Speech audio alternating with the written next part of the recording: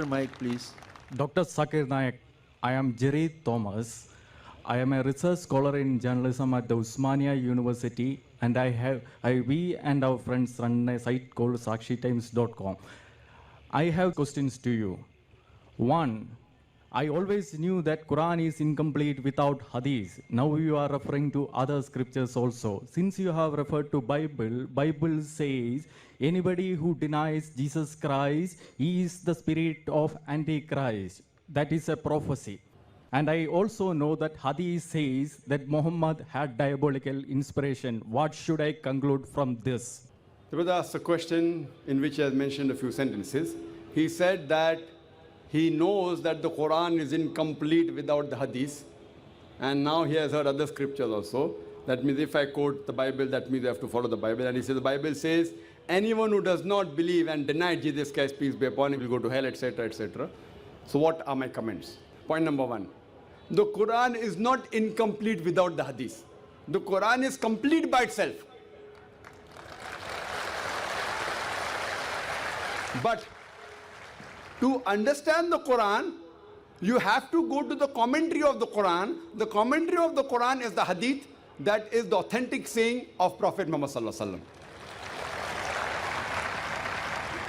Wasallam. The Quran by itself is a complete book, alhamdulillah, by itself. But if you want commentary in more details about it, then you refer to the sayings, the authentic sayings of Muhammad Sallallahu Alaihi Wasallam, which we call as Sahih Hadith. Now, just because I quoted the other scriptures, that does not mean I agree that all the other scriptures are the word of God. Please don't misunderstand me. I was using the strategy of the Quran. Allah says in the Quran in Surah Al-Imran chapter 3 verse number 64, Ta'ala ila kalmitin sawa'im bainana bainakum. Come to common terms as between us and you. We are coming to common terms. Allah says in the Quran in Surah Ra'd chapter number 13 verse number 38, Wali kulli qawmin had. And in every age have we sent a revelation.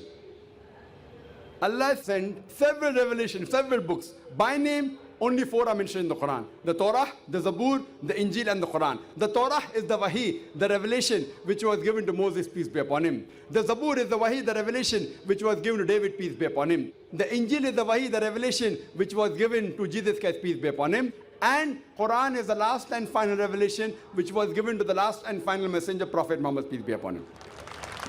Now, since all the previous revelations came only for a particular group of people, and they were meant to be followed in totality for a particular time period, Almighty God did not think it fit to preserve it in pristine purity.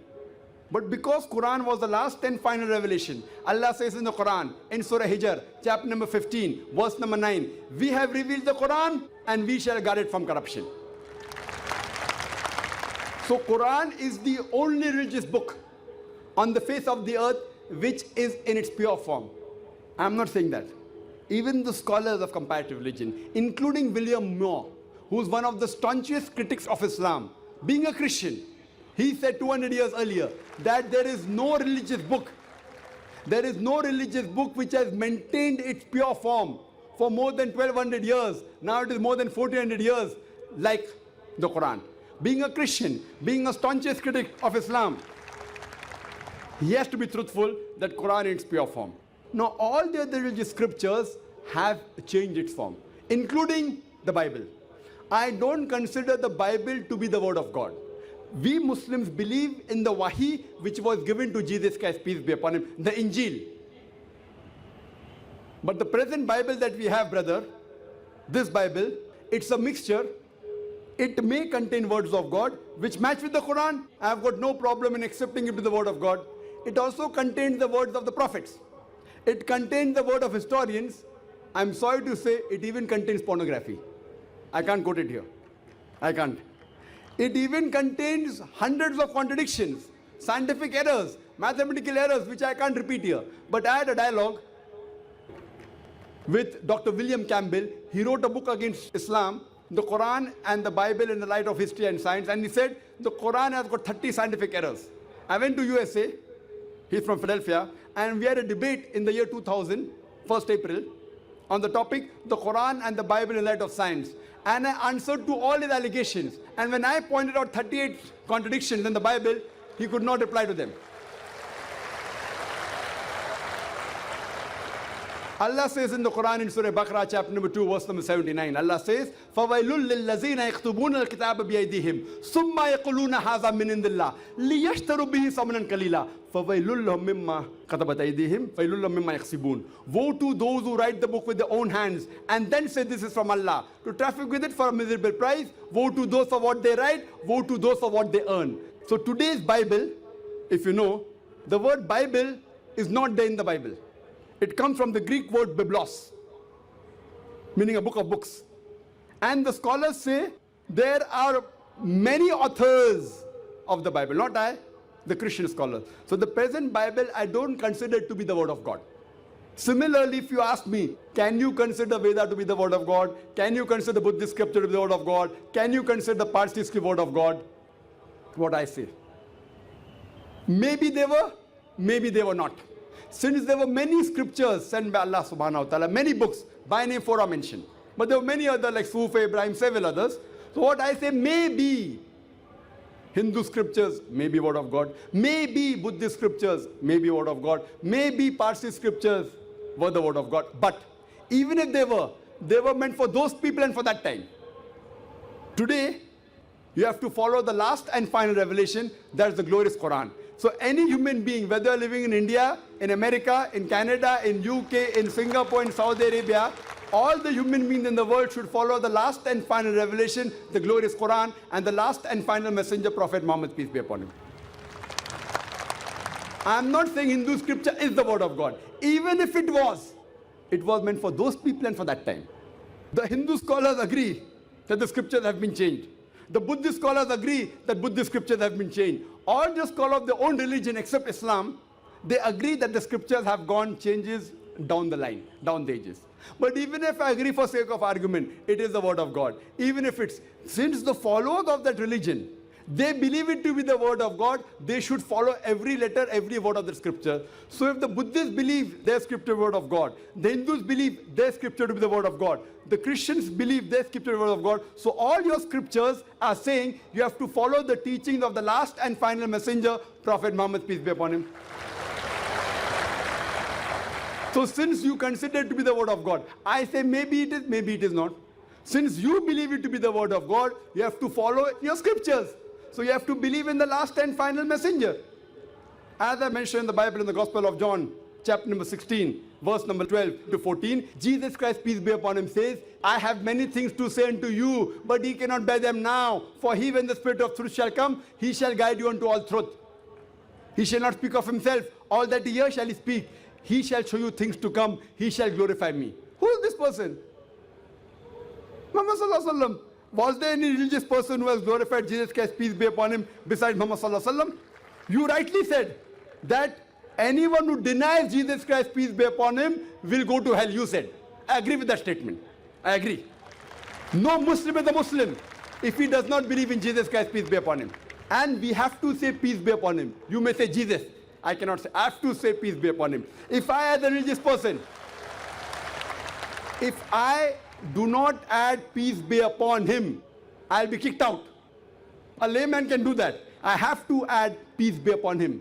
So, no Muslim is a Muslim if he does not believe in Jesus Christ, peace be upon him. We believe that he was one of the mightiest messengers of Allah subhanahu wa ta'ala. We believe that he was born miraculously without any male intervention, which many modern Christians do not believe. We believe that he gave life to the dead with God's permission. We believe that he healed those born blind and lepers with God's permission. The Muslims and the Christians are going together. But I know what you mean. When you mean believe in Jesus Christ, you mean, what do you mean? Believe is God, correct? Can you on the microphone? When you say believe in Jesus Christ means what? Believe in the Prophet? I believe this statement that I am the way, the truth, and the life. What does it mean? It means that he is the incarnate God. Brother has followed this question. John chapter, the same. I will give you the reference. I will give you the reference also, no problem. What is the reference? John chapter 14, you can refer. Verse number. I have the Bible, I can tell you. John chapter 14, verse 16. So, Not 16, verse number 6. It's not 16. sorry, Mr. Nayak, you don't have to teach me Bible. You just tell whatever. Your misrepresentations will be answered in our side. That's right. Brother, you are not quoting. You have the Bible in your bag. Correct? You take out the Bible from your bag and you're quoting Gospel of John, chapter number 14, verse number 6. It's not 16.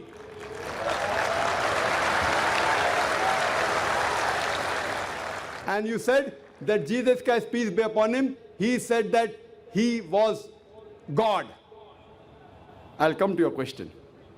Before I come to your question, let me tell you one thing. I've read the Bible. There is not a single unequivocal statement in the complete Bible where Jesus Christ, peace be upon him, himself says that I am God, or where he says worship me.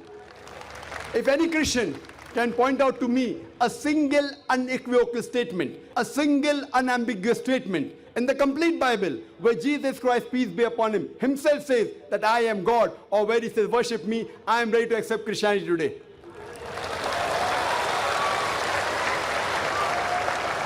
I am not speaking on behalf of my other Muslim brothers. I am putting my head on the guillotine. I am afraid of comparative religion. You have read the Bible, even I have studied the Bible.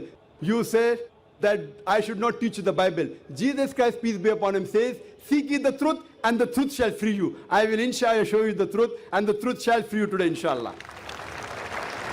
As I mentioned earlier, there is not a single unequivocal statement in the complete Bible where Jesus Christ, peace be upon him, himself says that I am God, or where he says worship me. In fact, if you read the Bible, Jesus Christ, peace be upon him, himself says, it's mentioned in the Gospel of John, chapter number 14, verse number 28. He said, my Father is greater than I. Gospel of John, chapter number 10, verse number 29. My Father is greater than all. Gospel of Matthew, chapter number 12, verse number 28. I cast out devils with the Spirit of God. Gospel of Luke, chapter number 11, verse number 20. I, with the finger of God, cast out devils. Gospel of John, chapter number 5, verse number 30. I can of my own self do nothing. As I hear, I judge, and my judgment is just. For I seek not my will, but the will of my Father. Anyone who says, I seek not my will, the will of Almighty God, is a Muslim. Jesus Christ, peace be upon him, the Muslim. He never claimed divinity. It's clearly mentioned in the book of Acts, chapter number 2, verse number 22. It says that ye men of Israel, listen to this. Jesus of Nazareth, a man approved of God amongst you, by wonders and miracles and signs, which God did by him, and you are witness to it.